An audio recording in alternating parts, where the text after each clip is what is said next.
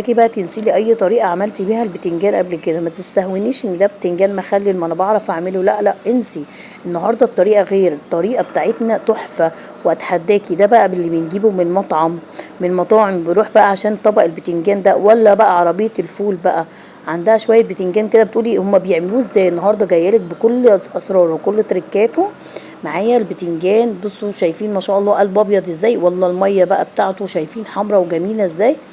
ريحته يا بنات قلب البيت، ريحته جميله جدا. هو ده تخليل البتنجان المظبوط. انسي بقى، عايزاكي تنسي كده وتشطبي اي طريقه تانية عملتيها.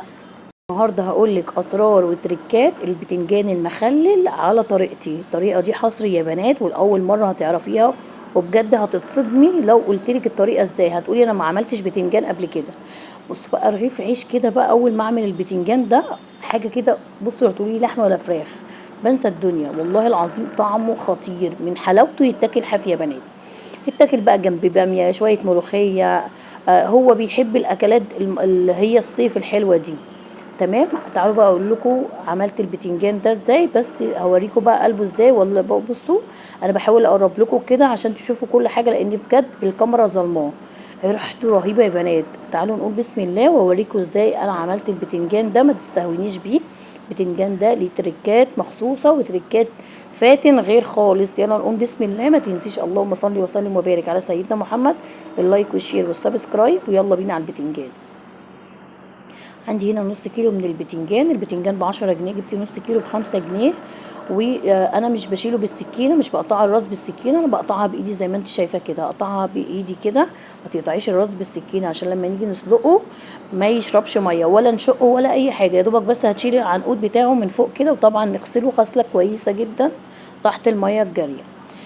تمام كده اهو زي ما انتم شايفين. طبعا يفضل البتنجان المخدد، بيبقى في التخليل تحفه. هحط هنا بقى في ميه عندي معلقتين 3 من الزيت، فصين توم. ما تستغربيش خالص من المكونات دي، هتجربي الطريقه دي وهتدعي لي. فصين توم، معلقه هنعصر ليمونه كبيره او معلقتين خل، شويه كمون وشويه ملح، وهنحط البتنجان بتاعنا وشويه بابريكا يا بنات. وهنحط البتنجان بتاعنا لمده 5 دقايق او 7 دقايق، مش هياخد معايا اكتر من كده. هنزل بقى بالبتنجان بتاعي بعد ما حطيت التوابل اللي انا قلت لكم عليها. وما تنسوش فصين الثوم ومعلقتين خل او ليمونه معصوره، بتفرق خالص وبتخلي البتنجان بتاعك قلبه ابيض. مهما يقعد عندك في التلاجة حتى لو قعد شهر هيبقى قلبه ابيض ومش هيسود خالص. عندي هنا بقى 5 6 فصوص من الثوم، وعندي هنا شطه حمراء بس بارده. انت بقى عايزه تحطي الحار حطي الحار، دي بارده. انا جبتها لقيتها بارده جدا، فحطيت شويه من من الشطه الحراقه. هضربها في الخلاط. وعندي هنا بقى ربع كوبايه من الليمون او اقل من ربع كمان. هحط عليها بقى 3 4 معالق من الهريسه اللي انا عملتها بالثوم دي اهو زي ما انتم شايفين. وهبتدي بقى احط كده معلقه من ربع معلقه من البابريكا. هقولك على كل حاجه بحطها ربع، وربع معلقه كمون. وهحط طبعا الملح. ظبطي الملح بقى حسب الرغبه، ما تحدقهوش قوي لان كل ما بيقعد كل ما بيحرق البتنجان. ده مخلل يعني، هنخلله ونحطه في التلاجة يا رب يقعد معاكي شهر، مش هقول لا. رشه بسيطه من الملح عشان تعادل المكونات دي. وهحط كزبره ناشفه. تمام كده. واقلب بقى كل ده. تقدري بقى تحطي شطه حاره او بارده براحتك خالص. قربي بقى كل الكلام الجميل ده ويكون البتنجان بتاعنا استوى. يعني ما تسيبيش البتنجان في الميه فتره طويله. اول ما يستوي تبتدي تطلعيه على طول عشان القشره بتاعته ما تطلعش منه. هبتدي اطلع البتنجان. عايزه اقول لكم ريحته تحفه والله، ما مش ببالغ يا بنات. ريحه البتنجان بس وهو بيتسلق كده تحفه. الحاجات اللي احنا حطيناها مع ميه السلق دي بتوديه في حته تانية خالص. وكمان بصوا بقى معلقتين الزيت اللي انا حطيتهم اكني قاليه البتنجان. شايفين مدينه لمعه ازاي ما شاء الله اللهم بارك. ابتدي بقى اخد البتنجان بتاعي كده ويهدى شويه كده، وابتدي بقى احشيه.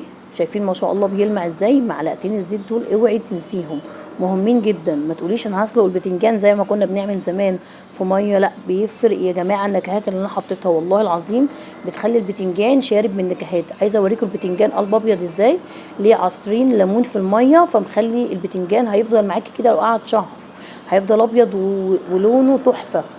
لونه مش هيغير خالص. هبتدي بقى احشيه من الحشوه اللي انا عملتها.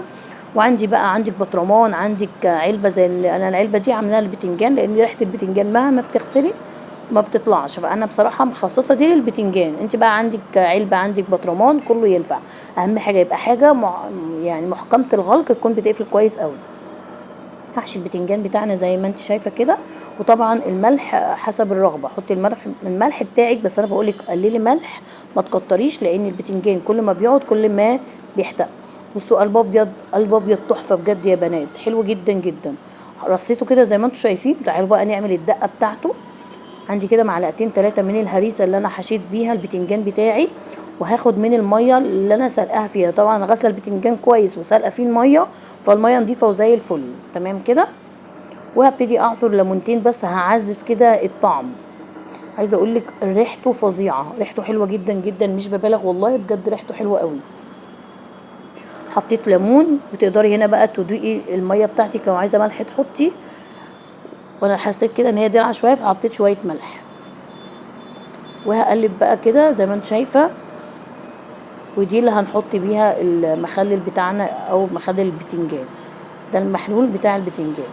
عايزه اقولك شايفين قد ايه شكله يشهي بجد، ريحته كمان قلب البيت، ريحته حلوه قوي بجد. تقدري تاكلي منه في نفس اليوم، بس هو لما بيقعد لتاني يوم بيبقى احلى بكتير. جربي البتنجان بطريقتي وهتدعيلي. ما تنسيش بقى لو عجبك الفيديو اعملي لايك وجربي البتنجان بطريقتي، انا متاكده هيعجبك. كومنت ولايك واكتبولي بتتابعوني منين يا احلى